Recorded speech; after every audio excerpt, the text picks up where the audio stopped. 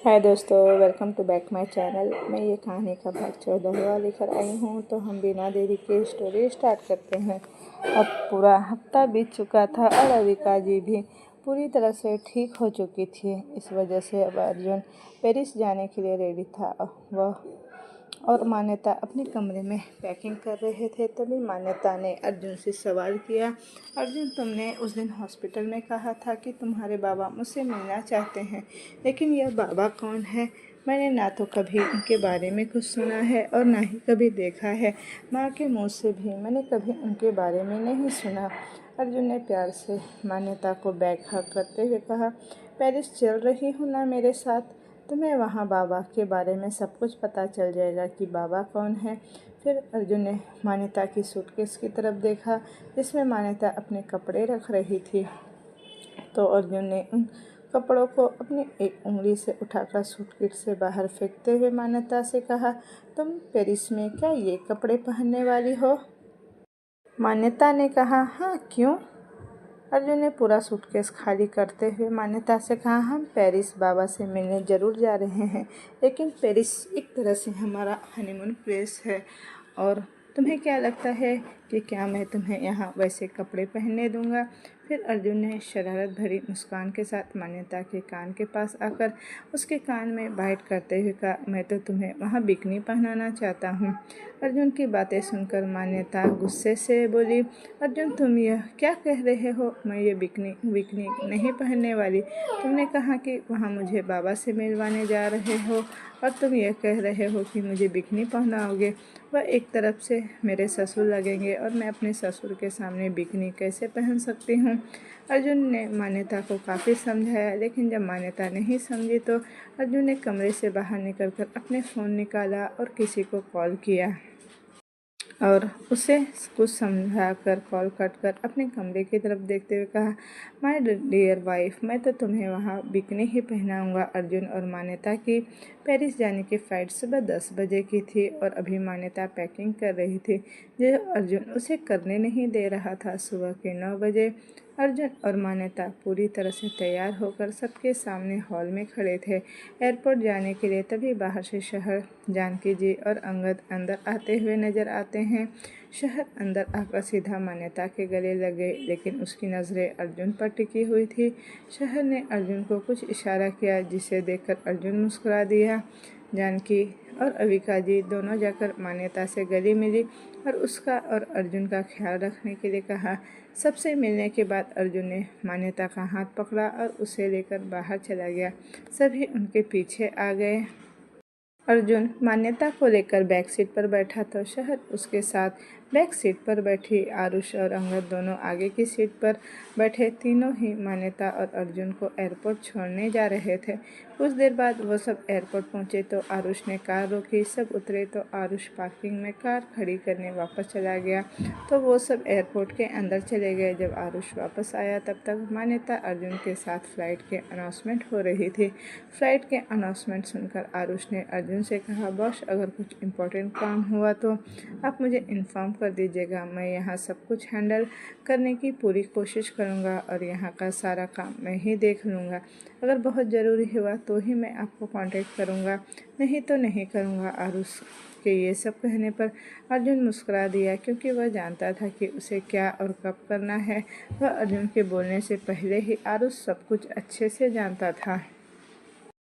अर्जुन ने कहा, ठीक है, अगर ऐसा कुछ हुआ तो मैं तुम्हें कॉल ज़रूर करूँगा, और अगर बहुत ज़्यादा इम्पोर्टेंट हो तो तुम भी मुझे कॉल कर ही लेना, क्योंकि मैं वहाँ काम की वजह से नहीं जा रहा हूँ। मैं वहाँ अपनी वाइफ को लेकर जा रहा हूँ, तो मैं ज़्यादातर चाहूँगा कि तुम मुझे डिस्टर्ब ना ही करो। अर्जुन के इतना कहने पर आरुष ने हाँ में सर हिला दिया। वहीं शहर मान्यता के गले लगकर उसके कान में बोली, सुन, अपनी फर्स्ट हनीमून पर जा रही हो ना, अच्छे से एंजॉय करना और शॉर्ट्स पर और बिकनी पहनकर वहाँ बीच पर सॉन्ग सुना है ना तूने, समंदर में नहाकर और भी नमकीन हो गई हो। उस सॉन्ग पर ड्रेस पर पोज देते हुए फ़ोटो खिंचवाना, ठीक है? मुझे वैसा फ़ोटो चाहिए ताकि जब तेरे बच्चे पैदा होना तो मैं उन्हें वो फ़ोटोज़ दिखाकर बता सकूँ कि देखो तुम्हारी मम्मी कितनी खूबसूरत दिखती थी बिकनी पहनकर। जैसे ही शहर ने यह सब कहा, मान्यता ने उसके गाल पर मारते हुए कहा, तू बहुत बेशर्म हो गई है शहर, तेरी कंप्लेंट करनी पड़ेगी अंगद से। वहीं शहर अंगद को देखकर खिलखिलाकर हंसने लगी। अर्जुन भी शहर और मान्यता की बातें सुन रहा था और वह शहर की बातें सुनकर मुस्कुरा रहा था। तभी शहर अर्जुन के पास आई और उससे बोली, जीजा जी, मेरी दोस्त को अच्छे से एंजॉय करवाना, ये उसका फर्स्ट हनीमून है, उसे हमेशा ये याद रहना चाहिए। इतना कहकर जैसे ही शहर आगे बढ़कर अर्जुन के गले लगने वाली थी, तभी अर्जुन ने शहर के सर पर हाथ रखते हुए कहा, ठीक है, और जो तुमने कहा वह भी करेंगे, ठीक है। मैं तुम्हें बहुत अच्छी अच्छी फ़ोटोज़ क्लिक कर सेंड कर दूंगा। अर्जुन ने शहर को गले नहीं लगाया, क्योंकि उसके लिए उसके करीब आने का वाली पहली और आखिरी सिर्फ एक ही लड़की थी, और वह थी उसकी वाइफ, उसकी ज़िंदगी, उसकी मान्यता। और यह चीज़ देखकर मान्यता, अंगद और शहर, इन तीनों के चेहरे पर स्माइल आ गई। अंगद ने भी शहर के छत पर चपत मारते हुए कहा, यहाँ कुछ भी कभी भी कुछ भी बोलती है, किसी की बातों पर ध्यान मत दो। तुम दोनों अपना हनीमून एंजॉय करना और ढेर सारी फ़ोटोज़ क्लिक करना। ज़रूरी नहीं कि तुम इस बड़बोली की बातें सुनती रहो। इतना कहकर अंगद अर्जुन के गले लग गया तो अर्जुन ने उसकी पीठ थपथपाते हुए कहा, यह बड़बोली बहुत मासूम है, हमेशा इसका ध्यान रखना। अर्जुन के कहने पर अंगद मुस्कुराते हुए बोला, यह बड़बोली मेरी ज़िंदगी है, खुद की ज़िंदगी से पहले मैं इसकी ज़िंदगी की ही हिफाजत करूँगा। वही मान्यता को देखते हुए अंगद ने कहा, और तुम बहुत सारी यादें समेट कर अपने साथ ले आना, क्योंकि ये खुशियाँ बहुत कम मिलती है, इसलिए कह रहा हूँ, एंजॉय करना तुम दोनों और साथ में अपना वक्त भी बिताना। इतना कहकर जैसे ही अंगद शहर के गले लगने गया, तभी अर्जुन ने मान्यता का हाथ पकड़कर उसे अपने करीब खींच लिया, जिससे अंगद का हाथ बीच में हवा में ही रुक गया। अंगद ने घूरकर अर्जुन को देखते हुए कहा, यार वह मेरी बेस्ट फ्रेंड है, इतना तो हक बनता है मेरा कि मैं उसे हग कर सकूं। तब अर्जुन ने कहा, वह मेरी वाइफ है और मैं नहीं चाहता कि मेरी वाइफ को मेरे अलावा कोई और छुए, जैसे कि मैं यह नहीं चाहता कि मेरी वाइफ के अलावा कोई और मुझे छुए। अर्जुन के इतना कहने पर अंगद ने मुस्कुराते हुए हाँ में सिर हिलाया और मान्यता प्यार से अर्जुन को निहारने लगी, क्योंकि हर एक लड़की को ऐसा ही तो लाइफ पार्टनर चाहिए होता है, जो ना तो अपनी पार्टनर को किसी और के करीब जाने दे और ना ही वह खुद किसी और लड़की के करीब जाए। और अर्जुन इन सब बातों में खरा उतर रहा था। तभी आरुष ने अर्जुन को इन्फॉर्म करते हुए कहा, बस फ्लाइट अनाउंसमेंट हो गई है और अब आपका नाम अनाउंस हो रहा है, तो अब आपको निकलना चाहिए। अर्जुन ने हाँ कहा और मान्यता का हाथ पकड़कर उन सबको बाय बोलकर मान्यता को लेकर वहाँ से चला गया। वहीं अर्जुन और मान्यता के वहाँ से जाने के बाद शहर अंगद और आरुष उन दोनों को बाय कर रहे थे। तभी अंगद ने शहर से कहा, चलो मैं तुम्हें हॉस्पिटल छोड़ देता हूँ और फिर मैं अपने ऑफिस चला जाऊँगा। फिर अंगद आरुष की तरफ मुड़कर बोला, तुम कहाँ जा रहे हो? आरुष को लगा कि अंगद शायद उसे पहचान लेगा, लेकिन जब अंगद ने उसे नहीं पहचाना तो आरुष ने फॉर्मेलिटी की तरह कहा, मैं ऑफिस जाऊँगा। अंगद ने कहा, ठीक है चलो। अब हम तीनों ऑफिस से बाहर निकल गए। आरुष एक बार फिर से कार की ड्राइविंग सीट पर बैठा, अंगद पैसेंजर सीट पर और शहर उनके पीछे वाली सीट पर बैठी, और अब आरुष ने कार स्टार्ट कर दी। वहीं दूसरी तरफ एक लड़की वो अपने दोस्तों के साथ खड़ी थी। एक लड़की उस लड़की से कहती है, निधि यार, कॉलेज में आजकल मज़ा आना बंद ही हो गया है, अब हम न्यू स्टूडेंट को भी परेशान नहीं करते। निधि जो अपने बैग में बुक रख रही थी, वो उस लड़की की तरफ पलट कर बोली, टीना मज़े लेने आई है या कॉलेज में पढ़ने? तभी एक लड़का वहाँ आते हुए बोला, ओ माय गॉड निधि, निधि जी, ये पढ़ने की बात तुम कर रही हो? देखा टीना तुमने? निधि उसे घूरते हुए बोली, रोनी तू अच्छे से जानता है मुझे। तभी टीना मुस्कुराते हुए बोली, ऑफ कोर्स, तुझे ये तो क्या, पूरा कॉलेज बहुत अच्छे से जानता है, भला तेरे आगे कोई नज़रें उठा सकता है क्या? टीना की साइड में खड़ी लड़की हंसते हुए बोली, निधि कॉलेज की वो लड़की है जिस पर सब लड़के मरते हैं, लेकिन हिम्मत किसी की नहीं है कि निधि के सामने आकर कोई ये एक्सेप्ट कर ले कि वो इसे पसंद करता है। रोनित हंसते हुए बोला, करेंगे भी कैसे खुशी, ये सबकी वॉर्ड जो लगा देती है, क्योंकि मैडम को तो कोई और जो पसंद है। जहाँ से अंगद की बात शुरू हुई तो निधि उन सबको देखते हुए बोली, अब तुम सब अपनी ज़बान अंदर करो, वरना वाट मैं तुम सब की भी लगा सकती हूँ। अब सब चुप हो जाते हैं और निधि अपने फ़ोन में देखते हुए बोली, ये मोहित कहाँ रह गया।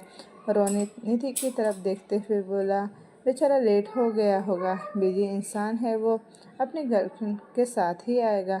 निधि हंसते हुए बोली, उसकी गर्लफ्रेंड वो लाल परी। इतना कहते हुए वो ज़ोर ज़ोर से हंसने लगी। टीना हंसते हुए बोली, हाँ वही, पता नहीं कौन सा जादू किया है उसने हमारे बेचारे मोहित पर। खुशी अपना फ़ोन में फ़ोटो देखते हुए बोली, जादू तो किया है भाई, देखो रात वो क्लब में था लाल परी के साथ और हम में से किसी को पता भी नहीं। इतना कहते हुए वो फ़ोटो उन सबको दिखाने लगा।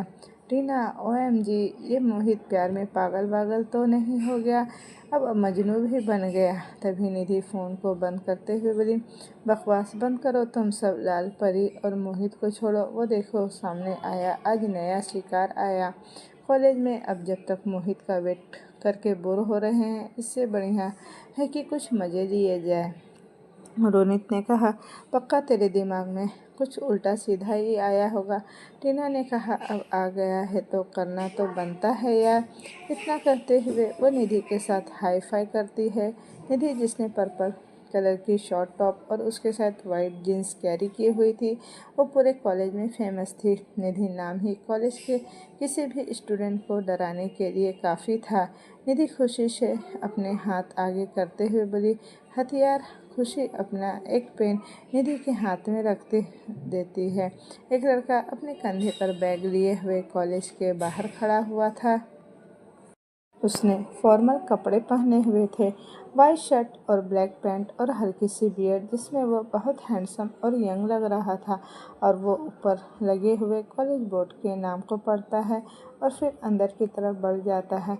निधि सामने से एक लड़की को आता हुआ देखती है, जिसने वाइट टॉप पहना हुआ था और क्रीम कलर की पैंट। निधि उसके पास जाते हुए उस पेन की छींटे मारती है, जिससे कुछ छींटे उस लड़की के फेस पर भी लग जाती है।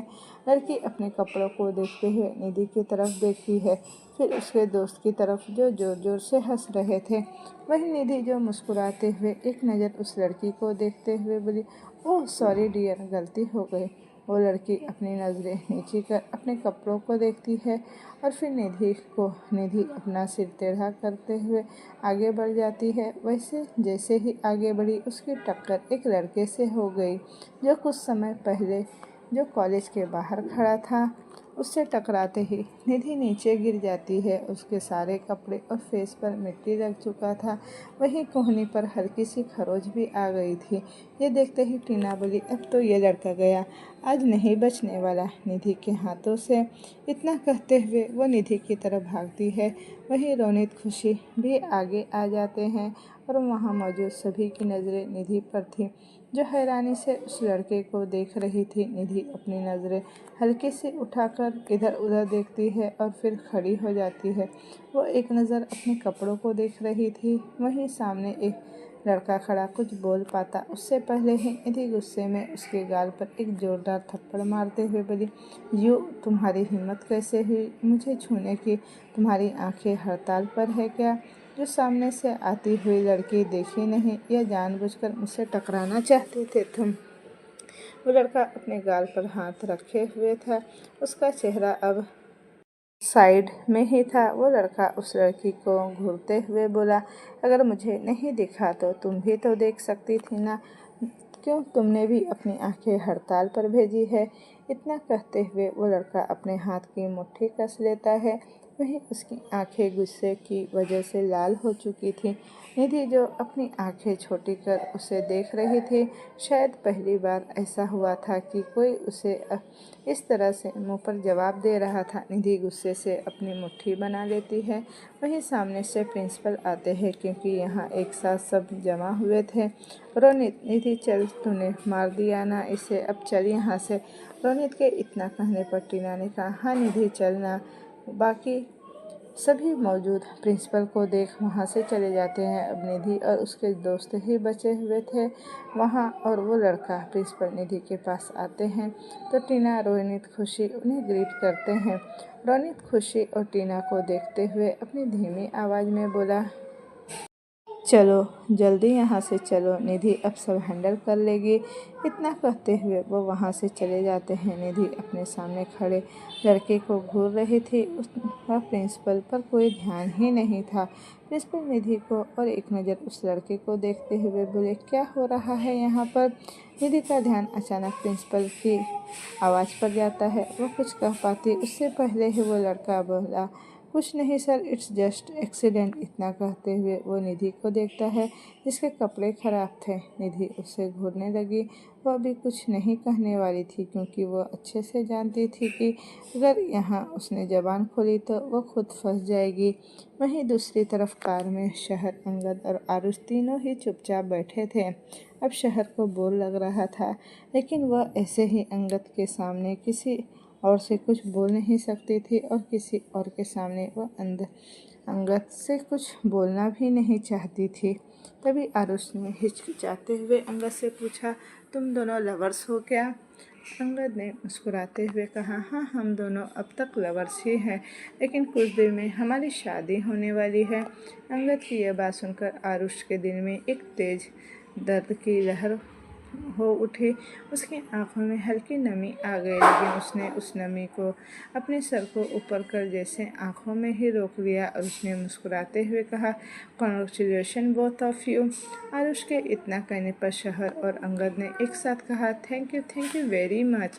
अब एक बार फिर से कार में शांति पसर गई थी, तो उस शांति को तोड़ते हुए शहर ने आरुष से पूछा, वैसे तुम्हारी भी तो कोई गर्लफ्रेंड होगी ना?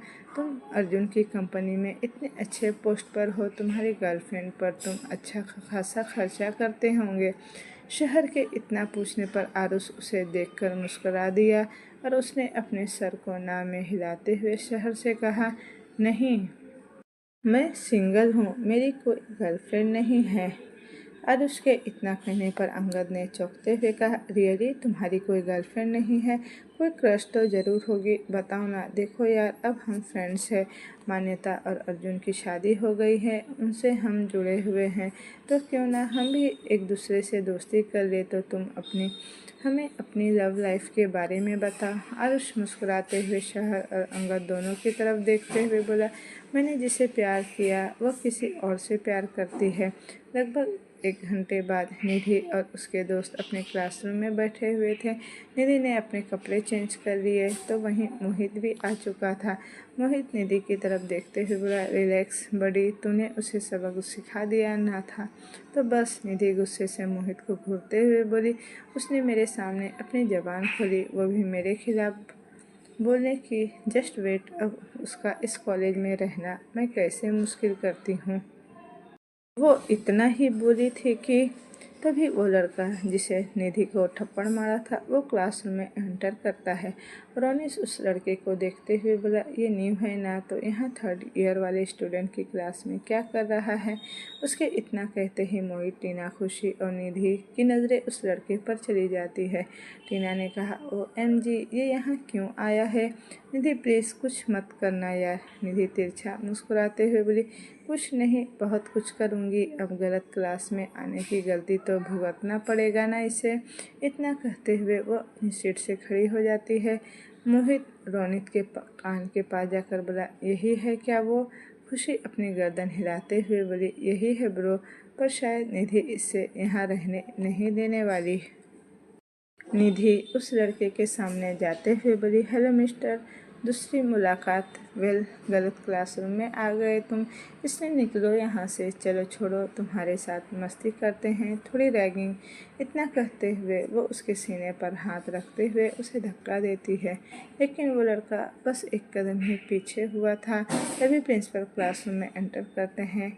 प्रिंसिपल अंदर आते हुए बोले, गुड मॉर्निंग क्लास। वो इतना कहते हैं वो निधि को अपनी सीट पर जाने के लिए कह देते हैं। वहीं बाकी स्टूडेंट अपनी जगह पर खड़े हो गए थे। प्रिंसिपल, सो ये है मिस्टर तक्ष रंधावा, आपके क्लास के न्यू टीचर। इतना सुनते ही सब हैरान रह गए। वही टीना, खुशी, मोहित, रोनित हैरानी से अपनी आंखें फाड़े उस लड़के को देख रहे थे, क्योंकि उसकी लुक से बिल्कुल नहीं पता चल रहा था कि वो कोई टीचर हो सकता है। वहीं निधि जो अपनी सीट की तरफ जा रही थी, उसके कदम अचानक रुक चुके थे। वो पीछे मुड़कर उस लड़के यानी कि तक्ष को ऊपर से नीचे देखती है।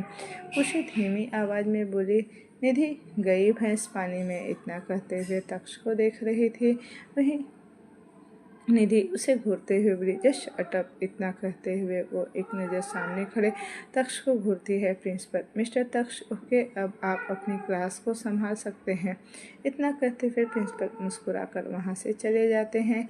बाकी क्लास के स्टूडेंट अभी खड़े ही थे। तक्ष सामने देखते हुए बोला, सिट डाउन एवरीवन। उसके इतना कहते ही वो सब बैठ जाते हैं। वहीं निधि जैसे ही बैठने को हुई, तक्ष उसे घूरते हुए बोला, तुम खड़ी ही रहो। उसके इतना कहते ही सभी की नज़र निधि पर चली गई। मोहित रोनित से बोला, ये तो आते ही क्लास लेने लगा, वो भी सबसे पहले निधि का।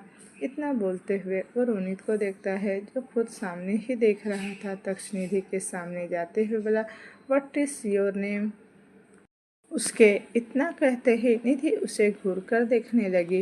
वैसे तो तक्ष को निधि का नाम बहुत पहले से पता था, फिर भी अभी उसने फॉर्मेलिटी के लिए निधि से उसका नाम पूछा। तक्ष उसे घूरते हुए बोला, सुना नहीं, बहरी भी हो क्या। निधि बीच में ही निधि तक्ष निधि के सामने टेबल पर बैठते हुए अपने हाथ अपने सीने पर बांधकर बोला, सो मिस रिधि, रैगिंग करने वाली थी ना आप, वो भी मेरे साथ। चलो अच्छा ही है, मेरे साथ रहने करने वाली थी, इसलिए मुझे पता चल गया। जानती हो रैगिंग क्राइम है। इतना कहते हुए वो निधि के दोस्तों की तरफ देखता है। निधि के दोस्त अपनी नज़रें नीचे कर लेते हैं। तक्ष ने सबको घूरते हुए कहा, तो क्राइम की सज़ा आज मैं देता हूँ। तुम मेरी क्लास से 2 दिन के लिए सस्पेंड हो जाते हो। इतना कहते हुए तक्ष अपनी सीट से खड़ा होता है। निधि उसे घूरकर देखती है और अपनी नज़रें नीची करती है। निधि ने कहा, आप ऐसा नहीं कर सकते हैं। निधि के इतना कहने पर तक्ष के होठों पर एक मुस्कुराहट आ जाती है और उसने अपने हाथ को बांधते हुए निधि से कहा, मैं टीचर हूँ मिस निधि, सो मैं कुछ भी कर सकता हूँ। और हाँ, मुझे तीसरे दिन तुम मेरी क्लास में पूरे काम हो प्रोजेक्ट के साथ चाहिए। इतना कहते हुए वो अपनी जगह पर खड़े हो जाते हैं। निधि जो वहीं खड़ी थी, एक तो तक्ष उसे क्लास से सस्पेंड कर रहा था और काम भी कंप्लीट करने के लिए बोल रहा था और प्रोजेक्ट वो भी करने को बोल रहा था। भला निधि प्रोजेक्ट बिना क्लास अटेंड किए कैसे कर सकती थी। तक्ष उस अपने सामने बुक खोलते हुए निधि को देखते हुए बोला, मिस निधि, गेट आउट। तक्ष इतना कहते ही निधि अपने होश में आती है और एक नज़र तक्ष को देखती है। जब तक्ष ने देखा कि निधि अभी तक वहीं खड़ी है तो तक्ष ने जोर से चिल्लाते हुए कहा, I said get out from here. उसके इतना कहते ही निधि अपना बैग उठाकर जल्दी से क्लासरूम से बाहर निकल जाती है। निधि के दोस्त निधि को बाहर जाता हुआ देख रहे थे। तक्ष ने अब पूरे क्लासरूम की तरफ एक नज़र दौड़ाई।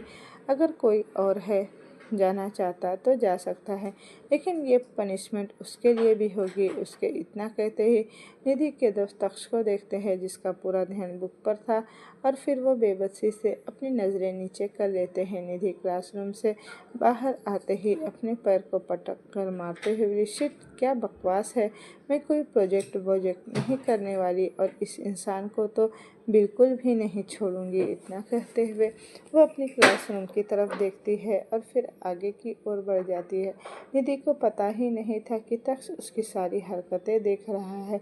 तक्ष ने निधि को पैर पटक कर जाते हुए देखकर खुद से ही अपने मन में कहा, निधि रघुवंशी, तुम्हारे जरिए मुझे मेरी बहन तक पहुंचना है, तो तुम्हें सताना तो बनता है। फिर तुम उस इंसान की बहन हो जिसने मुझे बर्बाद करना चाहा, तो मैं तुम्हें कैसे आज़ाद रहने दूंगा।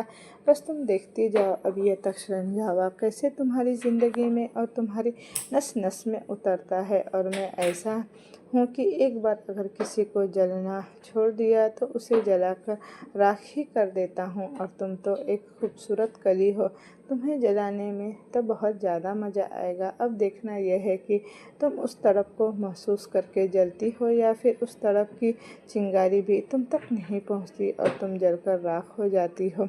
इतना कहते हुए तक्ष निधि को जाते हुए देखकर मुस्कुरा रहा था। वहीं निधि के जो दोस्त वहाँ बैठे थे वह तक्ष को मुस्कुराते हुए देख रहे थे। उन्होंने तक्ष की नज़रों को निधि की तरफ देख लिया था। अब उन्हें यह समझ आ रहा था कि तक्ष ने निधि को जानबूझकर क्लास से बाहर निकाला है, क्योंकि निधि ने जो उसे थप्पड़ मारा था यह एक तरह से तक्ष का निधि से रिवेंज ही था, जो उसने क्लास में इंटर करते ही निधि से ले लिया था। तक्ष जैसे ही उनकी तरफ मुड़ा वह सभी नज़रें इधर उधर कर देखने लगे। कोई अपने बुक्स में देखता तो कोई इधर उधर देखने लगा, जैसे कि तक्ष ने उन्हें देखा ही न हो। तक्ष वापस से अपनी बुक खोलकर स्टूडेंट को पढ़ाने लगा। वहीं दूसरी तरफ कार में शहर और अंगद आरुष की बातें सुनकर एकदम से शांत हो गए। तभी शहर ने आरुष से कहा, क्या उसे पता है कि तुम उससे प्यार करते हो? आरुष ने हल्की मुस्कुराहट के साथ कहा, यही तो मसला है कि उसे पता ही नहीं कि मैं उससे प्यार करता हूँ। उसका हाथ जो स्टीयरिंग पर था उस पर अंगद ने अपने हाथ को रखते हुए कहा, अगर उसे तुम्हारी मोहब्बत के बारे में पता ही नहीं तो इसमें उसकी कोई गलती ही नहीं है, क्योंकि जब तक सामने वाला मोहब्बत का इजहार नहीं करेगा तब तक किसी के दिल में किसी के लिए कैसे जज्बात है यह पता ही नहीं चलेगा। मुझे लगता है तुम्हें उससे अपने दिल के जज्बात जाहिर कर देने चाहिए। उसके बाद अगर वह तुम्हें इनकार करती है तो माना जाएगा कि वह तुमसे मोहब्बत नहीं करती, लेकिन बिना इजहार के हार मान लेना यह तो बिल्कुल सही नहीं है। अंगद एक दोस्त की तरह आरुष को समझा रहा था, लेकिन उसे क्या पता था कि अगर आरुष ने अपनी मोहब्बत का इजहार किया और जिसे आरुष प्यार करता है वह लड़की ने उसे एक्सेप्ट कर लिया तो उसकी ही मोहब्बत का आशियाना बिखर जाएगा। आरुष ने अंगद की हेल्पिंग नेचर को देखते हुए कहा, उससे इजहार नहीं कर सकता ब्रो अपनी मोहब्बत का, क्योंकि वह अपनी मोहब्बत की दुनिया में मशगूल है। वह किसी और से प्यार करती है, इसलिए मैं उन दोनों के बीच आना नहीं चाहता। अगर वह सिंगल होती या उसकी ज़िंदगी में कोई ऐसा इंसान नहीं होता जिससे वह प्यार करती हो तो मैं उसे अपने प्यार का इजहार कर सकता था, लेकिन अब नहीं कर सकता, क्योंकि उसकी ज़िंदगी में पहले से कोई है जिससे वह बहुत प्यार करती है। यह कहते हुए उसकी नज़रें रियर मिरर से शहर पर चली गई। शहर अपने होठों पर उंगली रखी थी और उसकी बातों पर सर झुकाए सुन रही थी। तभी शहर ने आरुष से कहा, तो ठीक है, फिर मैं दुआ करती हूँ कि तुम्हारी सच्ची मोहब्बत को मंजिल मिले और वह लड़की जिसे तुम प्यार करते हो उसकी मोहब्बत भी तुम्हें मिले। शहर के मुंह से निकली इस बात को सुनकर आरुष जोर से हंस पड़ा। उसके इस तरह हंसने से अंगद और शहर दोनों ही को कुछ समझ नहीं आया। तभी शहर ने आरुष से सवाल किया, मैं तुम्हारे लिए दुआ कर रही हूँ कि तुम्हें वह लड़की मिल जाए जिससे तुम प्यार करते हो, और तुम हो कि हंस रहे हो। खुद को कंट्रोल करते हुए शहर को डायरेक्ट पीछे मुड़कर देखते हुए आरुष उससे बोला, मैंने अभी अभी तुम्हें यह बताया कि उसकी ज़िंदगी में कोई और है जिसके साथ वह अपनी दुनिया में मशगूल है। वह उसे बेइंतहा मोहब्बत करती है, फिर मेरी मोहब्बत कैसे मुझे मिल सकती है? उसकी बात सुनकर पहले तो शहर थोड़ा शर्मिंदा हुई, फिर शहर ने कॉन्फिडेंट होते हुए कहा, कहते हैं दुआओं में बहुत ताकत होती है और सच्चे दिल से मांगी हुई दुआ कबूल भी जल्द होती है। मैं तुम्हारे लिए सच्चे दिल से दुआ करती हूँ कि तुम्हें तुम्हारी मोहब्बत मिल जाए। और उसने मुस्कुराते हुए कहा, सोच लो तुम्हारी दुआ कबूल हो गई और मुझे मेरी मोहब्बत मिल गई तो किसी और से उसकी मोहब्बत दूर हो जाएगी। इस बात को सुनकर शहर थोड़ा सा उदास हुई, क्योंकि उसने दुआ तो कर दिया था आरुष के लिए, और अब वह यह सोच रही थी कि अगर आरुष को उसका प्यार दुआ में मिलता है तो किसी और से उसका प्यार छिन जाएगा। लेकिन फिर उसने और आरुष ने अभी अभी दोस्ती की। यह सोचकर शहर ने आरुष से कहा, तुम्हारी मोहब्बत सच्ची है अगर तुम दोनों का साथ लिखा है तो मेरी दुआ करने और न करने से कोई फ़र्क ही नहीं पड़ता। तुम्हें तुम्हारी मोहब्बत ज़रूर मिलेगी। और अगर तुम्हारी किस्मत में किसी और बेहतरीन इंसान का साथ लिखा है तो फिर तुम्हें तुम्हारी मोहब्बत नहीं, किसी और को तुम और उसकी मोहब्बत बनकर तुम मिलोगे। क्योंकि मैंने यह सुना है कि जब खुदा हमसे हमारी कीमती चीज़ छीन लेता है तो उसके बदले में बेहतरीन चीज़ें हमें फरमाता भी है। कहते हैं कि खुदा जब हमारे लिए कुछ सोचता है तो वह हमारे लिए बेहतरीन नहीं, बेहतर ही देता है। इसलिए मैं ऊपर वालों से तुम्हारे लिए यही दुआ करूँगी कि तुम जिसके लिए बेहतर हो तुम उससे ही मिलो, क्योंकि तुम्हारे लिए बेहतरीन ही होनी चाहिए, न कि सिर्फ तुम्हारी मोहब्बत। क्योंकि जब तक दोनों तरफ से मोहब्बत नहीं होगी तब तक वह एक तरफ़ा प्यार ही होगा। अगर मोहब्बत शिद्दत वाली हो तो मोहब्बत सुकून बन जाती है, और अगर नहीं तो वह किसी कैद से कम नहीं होता। इतना कहकर शहर रुकी और अंगद की तरफ देखकर मुस्कुराते हुए अंगद के हाथ को थामकर आरुष को दिखाते हुए बोली, देखो मैं और अंगद एक दूसरे से प्यार करते हैं और एक दूसरे के साथ बहुत खुश है। जब हम एक दूसरे के साथ होते हैं ना तो हमें दुनिया की कोई और चीज़ नज़र ही नहीं आती। हम एक दूसरे के साथ रहने पर ही सुकून मिलता है। बस मैं भी यही चाहूँगी कि तुम्हें उस लड़की का साथ मिले जिसके साथ रहकर तुम्हें सुकून मिले, ना कि तुम अपनी मोहब्बत के लिए तड़पो। शहर के इतना कहने पर आरुष ने कार की ब्रेक मारी और अंगद से कहा, तुम्हारा ऑफिस आ गया। अंगद ने सामने देखा तो उसके सामने ऑफिस की बिल्डिंग खड़ी थी। अंगद ने शहर के सर को पकड़कर अपनी तरफ घुमाया और उसके माथे को चूमते हुए बोला, अपना ध्यान रखना और उल्टा पुल्टा कुछ मत खाना। मैं घर जल्दी आने की कोशिश करूँगा। इतना कहकर अंगद ने आरुष से हाथ मिलाया और उसे थैंक यू कहा और गेट खोलकर जाने ही वाला था कि तभी उसे आरुष ने रोका। आरुष उसकी तरफ मुड़कर बोला, हाँ क्यों रोका, क्या हुआ? तभी आरुष ने कहा, हमारे ऑफिस का बेस्ट एम्प्लॉय की ज़रूरत है। अगर तुम चाहो तो हमारा ऑफिस ज्वाइन कर सकते हो। तुम्हें इस ऑफिस से दोगुना पेमेंट भी मिलेगा। अंगद मुस्कुराते हुए उससे बोला, क्या तुम मुझे रिश्वत देने की कोशिश कर रहे हो? अगर ऐसा है तो आरुष, मैं तुमसे ये कहना चाहूँगा कि जब मैंने कई ऑफिस में इंटरव्यू दिया था अपनी जॉब के लिए तो सबने मुझे मेरा एक्सपीरियंस पूछा था। किसी ने मुझसे मेरी काबिलियत नहीं पूछी थी और ना ही मेरी पढ़ाई और नॉलेज पूछा था। लेकिन यहाँ के बॉस हैं, उन्होंने मुझसे मेरी एक्सपीरियंस नहीं बल्कि मेरी काबिलियत पूछी और मेरी काबिलियत के दम पर मुझे यहाँ ऑफिस में जॉब दिया था। इसलिए मैं उन्हें धोखा नहीं दे सकता। लेकिन हाँ, तुम्हारे इस ऑफ़र के लिए थैंक यू। इतना कहकर अंगद एक बार मुस्कुराते हुए शहर को देखकर कार से उतरा और अपने ऑफिस की ओर चला गया। शहर पीछे बैठी हुई अंगद को देख रही थी। फिर वो पलटकर आरुष को देखकर बोली, हेलो मैडम, मैं तुम्हारा ड्राइवर नहीं हूँ। अब तुम्हारा बॉयफ्रेंड होने वाला मंगेतर जा चुका है तो तुम आकर अब आगे भी बैठ सकती हो। I am your friend. मैं तुम्हारे साथ कोई जोर ज़बरदस्ती नहीं करने वाला। आरुष शहर से कैजुअली फ्रेंड की तरह ये सब बातें बोल रहा था। तभी शहर ने मुंह बनाते हुए कहा, हेलो मिस्टर, मुझे एक्शन बहुत अच्छी तरह से आता है, ठीक है? अगर मेरे साथ जोर ज़बरदस्ती करने की कोशिश भी की ना तो मैं तुम्हारा दांत, मुंह और सिर सब कुछ तोड़कर रख दूंगी। एक बार करके तो देखो, उसके बाद पता चलेगा कि ये शहर किस बला का नाम है। शहर के इतना कहते ही आरुष अपने दिल में जोर जोर से ठहाके मारकर हंसने लगा। उसने कहा, तुम किस बला का नाम हो यह मुझे बहुत अच्छे से पता है। तुम मेरी मोहब्बत हो जिसे मैं चाहकर भी हासिल नहीं कर सकता। शहर बैक सीट का डोर ओपन कर बाहर निकली। फिर उसने फ्रंट सीट का डोर ओपन किया और फ्रंट सीट पर आकर बेल्ट लगाते हुए उसने मुंह बनाते हुए म्यूजिक सिस्टम को ऑन किया और सॉन्ग प्ले किया। अब शहर और आरुष छोटी मोटी बातें करते हुए एक दूसरे के साथ हंसी मजाक करते हुए शहर के हॉस्पिटल पहुँचे। शहर के हॉस्पिटल पहुँचने पर आरुष ने कार रोकी और शहर से कहा, लो तुम्हारी भी मंजिल आ गया, अब मुझे यहाँ से अकेले ही सफ़र तय करना है।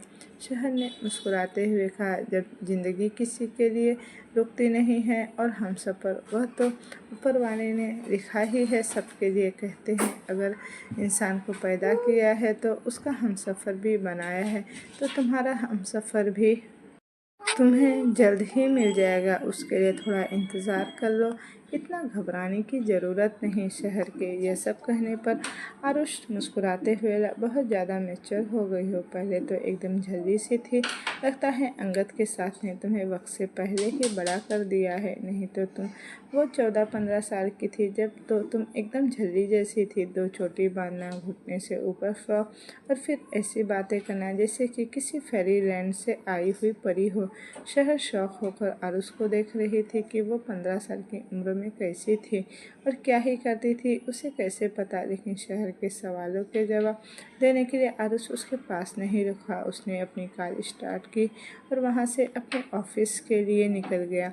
शहर हैरानी से आरुष को देखती रही, उसके दिमाग में बस यही चल रहा था कि आरुष उसके बारे में कैसे जानता है, क्योंकि शहर के अकॉर्डिंग तो वो आरुष को अर्जुन और मान्यता की शादी के बाद से ही जानती है, और वो भी उसने आज उससे खुलकर बात की है, नहीं तो इससे पहले उसने आरुष से कभी बात तक नहीं की थी। फिर आरुष शहर के बारे में कैसे जानता है, यह सब सोचते हुए शहर अपने कैबिन की ओर चली गई, जहाँ पहले ही उसके कई पेशेंट उसका इंतज़ार कर रहे थे। वहीं दूसरी तरफ फ्लाइट के अंदर अर्जुन और मान्यता दोनों एक दूसरे के साथ बैठे थे। मान्यता ने अर्जुन की बाहों पर अपना सर रखा हुआ था और अर्जुन का ध्यान तो मान्यता की तरफ था। मान्यता ने इसलिए अर्जुन को पकड़ रखा था क्योंकि उसे फ्लाइट में डर लग रहा था। उसे ऊंचाई से डर लगता था, लेकिन उसने जिद करके विंडो सीट ली थी अर्जुन से। अर्जुन मान्यता की इस हरकत पर हंस भी रहा था। वहीं कुछ देर में एक एयर होस्टेस आई और उन दोनों को कुछ स्नैक्स ऑफर किए, लेकिन अर्जुन ने मना कर दिया। बस मान्यता के लिए उसने कुछ 2 या 3 स्नैक के एक पैकेट उठाए। उसके बाद तो जैसे एयर होस्टेस को सिर्फ अर्जुन और मान्यता ही नज़र आ रहे थे, खास करके अर्जुन की जो गुड लुकिंग फीचर्स उन्हें अपनी तरफ अट्रैक्ट कर रहे थे। अब प्लेन टेक ऑफ होने का टाइम हो चुका था। जैसे ही प्लेन टेक ऑफ हुआ, वैसे ही मान्यता ने कस के अर्जुन की बाह को पकड़ लिया। मान्यता को ऐसा लग रहा था जैसे उसके पेट में गुदगुदी हो रही थी। वहीं उसने अपनी आंखें बंद कर रखी थी और अर्जुन बस मान्यता की हरकतें ही देख मुस्कुरा रहा था। कुछ देर बाद जब प्लेन अपने स्थिर पर आ गया तो अर्जुन ने मान्यता से कहा, मान्यता अब तुम अपनी आंखें खोल सकती हो। मान्यता ने फिर से धीरे धीरे आंखें खोली और अपने आसपास सभी को देखा। सभी आराम से बैठे हुए थे, जैसे ही किसी को अपनी चीज़ से फर्क ही नहीं पड़ रहा हो। वहीं मान्यता ने वापस से अर्जुन के कंधे पर अपना सर रखते हुए कहा, अर्जुन मुझे बहुत डर लग रहा है। क्यों? क्योंकि मुझे ऊंचाई से बहुत डर लगता है। मैं पहली बार फ्लाइट में बैठी हूँ, इसलिए अगर तुम नहीं होते ना तो मैं किसी भी जगह जाने के लिए कभी फ़्लाइट यूज़ ही नहीं करती। अर्जुन ने मान्यता के सर को चूमते हुए कहा, अब मैं हूँ ना, तुम्हारा ख्याल रखने के लिए, तो तुम्हें डरने की कोई ज़रूरत नहीं। मैं हमेशा तुम्हारा ख्याल रखने के लिए हूँ, तो तुम्हें डरने की कोई ज़रूरत नहीं। मैं हमेशा तुम्हारे ढाल बनकर तुम्हारे आगे खड़ा रहूँगा। तुम्हें नुकसान पहुँचाने के लिए 1000 बार सोचेगा कोई, और अगर उसके बाद भी उसने तुम्हें नुकसान पहुंचाने की कोशिश की तो वो अर्जुन रघुवंशी से आकर टकराएगा। अर्जुन रघुवंशी ऐसा वैसा कोई इंसान नहीं, वो किसी के टकराने भर से टूटकर बिखर जाए। चट्टान है वो, जिसे कोई हिला नहीं सकता। अर्जुन यह सब कहते हुए मान्यता के सर को धीरे धीरे सहलाया जा रहा था, ताकि मान्यता सो जाए और उसके मन में जो फ्लाइट और ऊंचाई का डर है वह उसे बाहर निकल जाए। करीब 3 घंटे के बाद मान्यता की आंखें खुली और उसने अर्जुन की तरफ मुस्कुराते हुए देखा, लेकिन अभी उसकी नज़र उनसे कुछ दूरी पर अपनी सीट पर बैठी एक एयर होस्टेस पर गई, जो लगातार अर्जुन को ही देख रही थी, जैसे कि अभी उसे एक चांस मिले और वह जाकर अर्जुन का कच्चा ही खा जाए। उसे इस तरह से अर्जुन को देखते हुए देखकर मान्यता के तन बदन में आग लग गई। उसे उसके पति को कोई देखे यह उसे मंजूर बिल्कुल नहीं था। जब से अर्जुन उसकी ज़िंदगी में आया था उसकी ज़िंदगी खुशियों से भर गई थी। वह किसी को भी अपनी खुशियाँ छीनने नहीं देना चाहती थी। अर्जुन जिसका चेहरा सामने था वह वॉल पर लगी टीवी पर न्यूज़ देख रहा था। मान्यता ने अर्जुन के चेहरे को अपने हाथ में थामकर अपनी तरफ घुमा लिया, फिर उसे अपनी तरफ देखने पर मजबूर करते हुए उसके होठों पर किस कर लिया।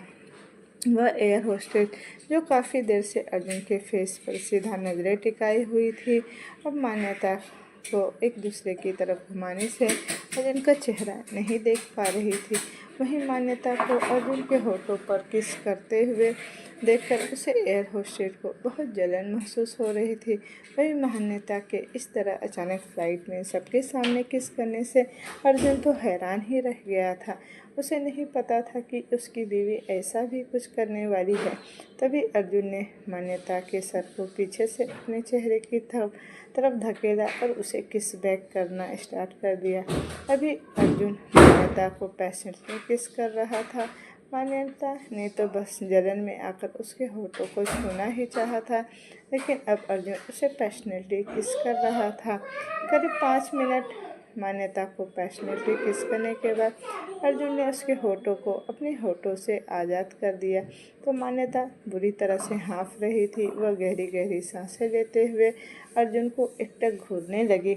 अर्जुन ने कहा, अगर तुम मेरा एडवांटेज लेने की कोशिश करोगी तो फिर तुम्हारे साथ ऐसा ही होगा ना वाइफी। मेरे साथ खेलने की कोशिश मत करना। आई नो कि तुम एयर होस्टेस से जल रही हो, लेकिन यार मैं कहीं नहीं जा रहा हूँ। मैं तो सिर्फ तुम्हारा ही हूँ और तुम्हारा ही रहूँगा, ऐसे जलो तो मत। इतना कहते हुए अर्जुन ने पास रखी मैगजीन को उठाकर अपने चेहरे पर रख लिया ताकि उसे मान्यता की घूरती हुई नज़रें न देखनी पड़े। वहीं मान्यता अभी भी लगातार अर्जुन को घूरे ही जा रही थी। यही काम वो एयर होस्टेस भी तो कर रही थी, जो अर्जुन और मान्यता दोनों को ही घूर रही थी। लेकिन अब अर्जुन ने अपने मुंह पर मैगजीन रख लिया था, इसलिए एयर होस्टेस अर्जुन का चेहरा नहीं देख पा रही थी, इसलिए वह मान्यता को घूर रही थी और मान्यता भी उसे लगातार घूरने लगी। तभी अर्जुन ने मान्यता का चेहरा अपने कंधे पर रखते हुए कहा, अब उसे घूरना छोड़ो और रेस्ट करो, क्योंकि अभी बहुत टाइम है पेरिस जाने में। मान्यता ने अर्जुन की बात मानकर उसके कंधे पर अपना सर रख दिया, लेकिन उसका पूरा ध्यान उस एयर होस्टेस पर ही था। वहीं दूसरी तरफ शहर के हॉस्पिटल में शहर अपने पेशेंट को चेक कर रही थी। तभी उसके केबिन के डोर पर कोई जोर से लात मारते हुए अंदर घुसा। शहर ने जब सर उठाकर देखा तो वहां आकाश था, जो उसकी केबिन में बिना उसकी परमिशन के घुस आया था। उसी के साथ एक नर्स भी खड़ी थी, जिसने शहर से कहा, डॉक्टर मैंने इन्हें रोकने की बहुत कोशिश की, लेकिन यह माने नहीं और अंदर आ गए। मैंने कहा कि आप पेशेंट के साथ बिजी है, लेकिन यह फिर भी नहीं माने। आकाश को देखकर शहर ने उनसे कहा, what are you doing here Akash, और इस तरह से केबिन में आने का तुम्हारा मतलब ही क्या है। तभी आकाश शहर के पास आया और टेबल पर हाथ पटकते हुए बोला, मान्यता कहाँ है, मुझे उससे बातें करनी है। शहर, जो अब तक अपनी चेयर पर बैठी हुई थी, वह खड़ी हुई और उसने भी अपने हाथ टेबल पर पटकते हुए आकाश से कहा, किस मुंह से बात करना है तुम्हें उससे? इस मुंह से तुमने उसे धोखा दिया है और क्या बात करोगे? वह कोई भी तुम्हारी बात सुनने को तैयार नहीं है।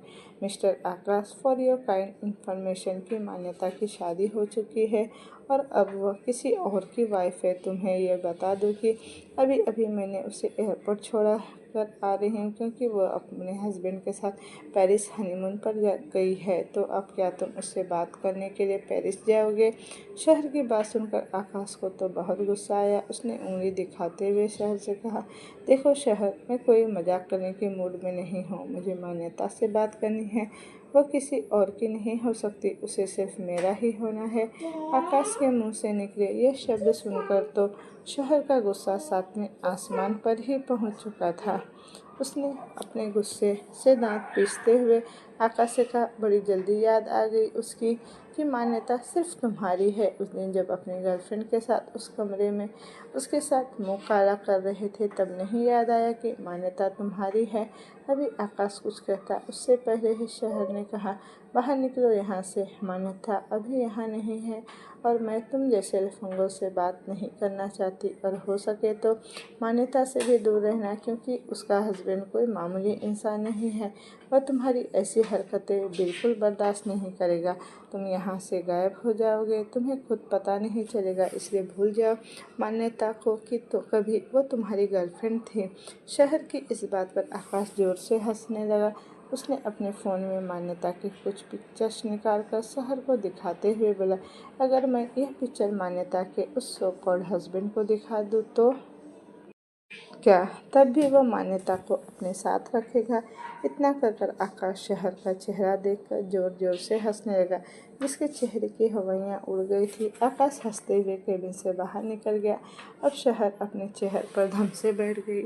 शहर ने खुद से कहा, ये पिक्चर इसके पास कहाँ से आई, और अगर इसने सच में अर्जुन को दिखा दिया और अगर अर्जुन ने मान्यता को गलत समझ लिया तो उनका रिश्ता नहीं, मुझे कुछ करना होगा।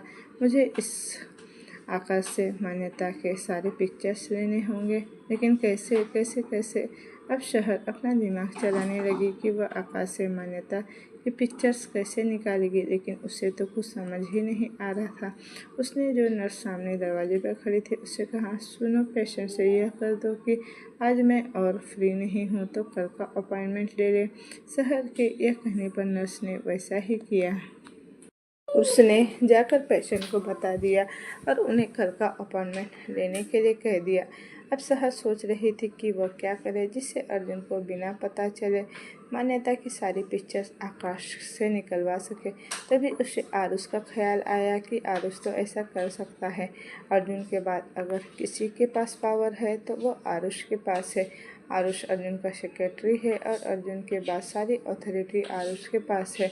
शहर को आरुष की याद आ गई, लेकिन उसके पास आरुष का नंबर नहीं था। अब वो क्या करे, कैसे उसे कांटेक्ट करे? तभी वो अपनी कुर्सी से उठी और जल्दी से बाहर निकलकर भागी। वो हॉस्पिटल से बाहर आई और जल्दी से कैब लेकर रघुवंशी कॉरपोरेशन जाने के लिए कैब ड्राइवर से कहा। रघुवंशी कॉरपोरेशन सुनकर कोई भी यह जान सकता था कि सामने वाला कहाँ जाने के लिए कह रहा है। ड्राइवर ने वैसा ही किया। शहर को लेकर रघुवंशी कॉरपोरेशन चला गया। वो शहर आज पहली बार अर्जुन के ऑफिस आई थी। वो रिसेप्शनिस्ट पर गई और कहा, एक्सक्यूज़ मी, मुझे आरुष से मिलना है। रिसेप्शनिस्ट ने कहा, मैम, आपके पास सर से मिलने की कोई अपॉइंटमेंट है? शहर ने नाम में सर हिलाते हुए कहा, नहीं, मेरे पास कोई अपॉइंटमेंट नहीं है, लेकिन मेरा उससे मिलना बहुत ज़रूरी है। यह अर्जुन रघुवंशी से जुड़ी बात है जो मुझे आरुष करनी है। अर्जुन का नाम लेने पर वहाँ जो रिसेप्शनिस्ट और बाकी के जो एम्प्लॉयज़ थे वह सब अजीब नज़रों से शहर को देखने लगे। आज तक किसी ने भी अर्जुन का सीधा नाम नहीं लिया था। अभी शहर ने अर्जुन को उसके पूरे नाम से बुलाया था, अर्जुन रघुवंशी। तभी रिसेप्शनिस्ट ने कहा, सॉरी टू मैम, आप ऐसे हमारे बॉस का नाम नहीं ले सकती। तभी शहर ने कहा, लिसन, वो आपके बॉस है, लेकिन वो मेरे ब्रदर इन लॉ है। जिस लड़की से उनकी शादी हुई है वो मेरी फ्रेंड है और अभी वह दोनों इंडिया से बाहर है। इसलिए मुझे आरुष से बात करनी है उनके बारे में। क्या प्लीज़ आप मुझे आरुष से मिलने दे सकती हैं? वो रिसेप्शनिस्ट शहर को ऊपर से नीचे तक देख रही थी। शहर ने अभी सिंपल सी येलो कलर की ड्रेस पहनी हुई थी और उसके साथ ब्लैक कलर की जीन्स पहनी थी। और ड्रेस देखने में तो बिल्कुल सिंपल थी, लेकिन उसकी प्राइस अगर सामने बैठे रिसेप्शनिस्ट को पता चल जाता तो वह शहर के पैरों में गिर जाएगी। लेकिन अभी उसका मन कर रहा था कि वह शहर को धक्के मारकर बाहर निकाल दे। वह सीधे आरुष और अर्जुन का नाम ले रही थी, लेकिन जहाँ अर्जुन का और उसकी वाइफ का नाम आया वहाँ शहर को वह लड़की चाह कर भी बाहर नहीं निकाल सकती थी। इसलिए उसने कहा, ओके मैम, आप वेट कीजिए, मैं सर को इन्फॉर्म करती हूँ। अगर उन्होंने कहा तो ही मैं आपको सर के केबिन में जाने दे सकती हूँ। शहर ने हाँ में सिर हिलाते हुए कहा। उस रिसेप्शनिस्ट के सामने रखे इंटरकॉम पर आरुष को कॉल किया। आरुष अभी मीटिंग में था, उसने कॉल रिसीव नहीं किया तो रिसेप्शनिस्ट को शहर को वहाँ से भागने का एक और मौका मिल गया। उसने कॉल रखते हुए शहर से कहा, सॉरी टू मैम, सर ने कॉल रिसीव नहीं किया, अब आपको यहाँ से जाना होगा। तो दोस्तों, ये कहानी अब मैं यहीं तक रहने देती हूँ। मैं इसका नेक्स्ट पार्ट में जल्दी ही लेकर आऊँगी। तो आप मुझे कमेंट करके बताइएगा कि आपको स्टोरी कैसी लग रही है। अगर आपको स्टोरी अच्छी लगी और आपको इसी तरह की स्टोरी चाहिए तो मेरे चैनल को लाइक शेयर सब्सक्राइब ज़रूर कीजिएगा। Thank you for watching. Bye bye.